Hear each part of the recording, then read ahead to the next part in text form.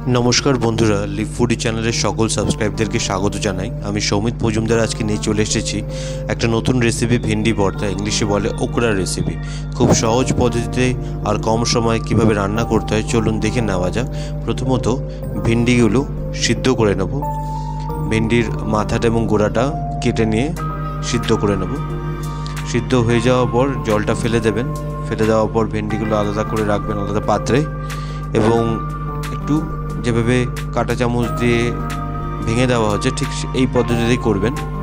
2-4 minute লাগবে রান্নাটা করতে এবং খুবই সুস্বাদু খেতে। আপনি গরম রুটি দিয়েও খেতে পারেন সকালবেলা, অথবা গরম ভাত দিয়ে তো অবশ্যই খেলে খুবই ভালো লাগবে।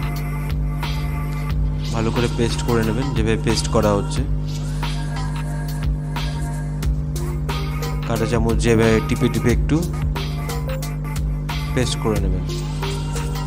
এর সাথে একটা প্যান নিয়ে নেবেন বা চাটু নিয়ে নেবেন, সেখানে 2-4টে শুকনো লঙ্কা, সাথে সাদা তেল দিয়েও ফ্রাই করতে পারেন অথবা সরষের তেল দিয়েও ফ্রাই করতে পারেন। আমরা সাদা তেল দিয়ে করেছি।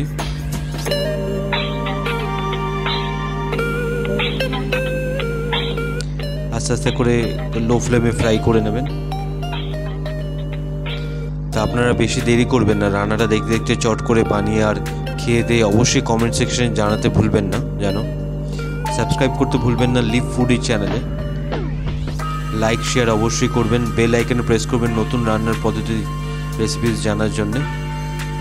এখানে 3 থেকে 4 চামচ মতন সাদা তেল আমরা দিয়ে দিয়েছি এবং এটাকে একটু ফ্রাই করে নেব। ফ্রাই অলমোস্ট হয়ে গেছে। এর সাথে আমরা একটা পেঁয়াজ নিয়ে নিয়েছি, কাঁচা পেঁয়াজ ছোট ছোট করে কেটে নেবেন একদম।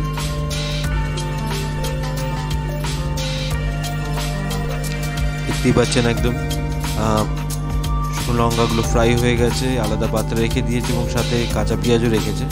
এবং দুটো একদম প্রথমত শুকনো লঙ্কাটাকে একদম স্ম্যাশ করে নেবেন হাত দিয়ে এবং সাথে কাঁচা পেঁয়াজের সাথে একদম মিক্স করে নেবেন।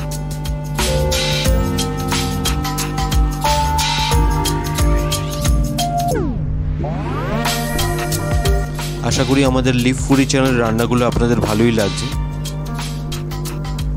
আচ্ছা, যেটা মিক্স করা হয়েছে শুকনো লঙ্কা আর কাঁচা পেঁয়াজ, সেটা ভেন্ডির মধ্যে দিয়ে ওটাকে একটু মিক্স করে নেবেন। দেখতে পাচ্ছেন কীভাবে মিক্স করা হচ্ছে, এভাবে একটু মিক্স করে নেবেন। খুবই সুস্বাদু খেতে এবং খুবই মজাদার খাবার।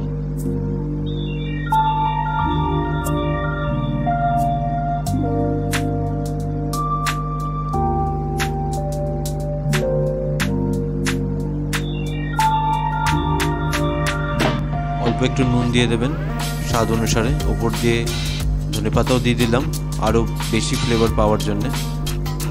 তাহলে লাইক করতে ভুলবেন না যেন, আর যদি ভালো না লাগে তা অবশ্যই ডিসলাইক করে কমেন্ট সেকশনে জানাবেন যাতে আরও বেশি ভালো করে রান্নাগুলো দেখাতে পারি।